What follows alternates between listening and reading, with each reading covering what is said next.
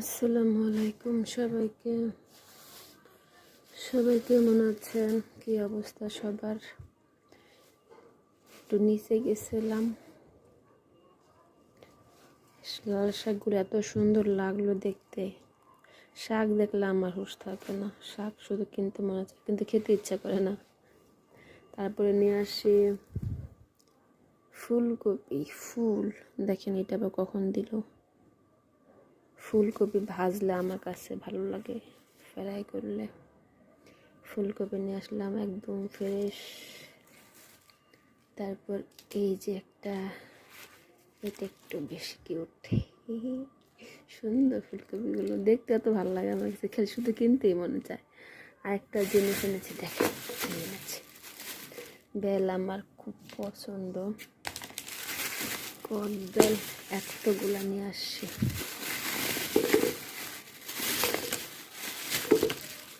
কদবেল আমার কাছে খুব ভালো লাগে, গাছ পাকা কদবেল।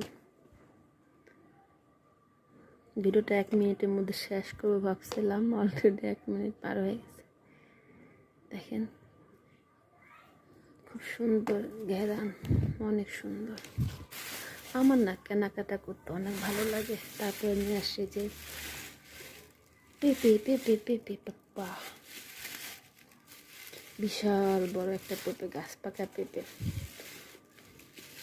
আমার শুধু কেনাকাটা করতে মনে চায়, দেখেন। তারপরে নিয়ে আসি আরেকটা জিনিস, সেটা হলো এই যে স্বাদের লাউ। সবচেয়ে অপছন্দ খাবার এটা আমার কাছে, কিন্তু দেশি। অনেক ভালো লাগলো কালারটা দেখে। দেখেন পা হাত উঠে, তাহলে পা হাত উঠিস না, একটা পিকচার নেই। ওয়াও, দেখেন একদম দেশি।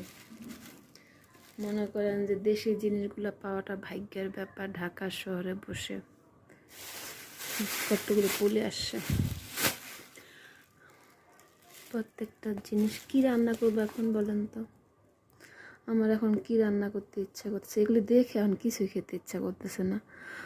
যখন কিনতে গেছি মনে হইতেছিল সব কিনে ফেলেছে, সব রান্না করব, কিন্তু এখন কিছু রান্না করতে ইচ্ছা করতেছে না। আর ক্লান্ত হয়ে গেছি।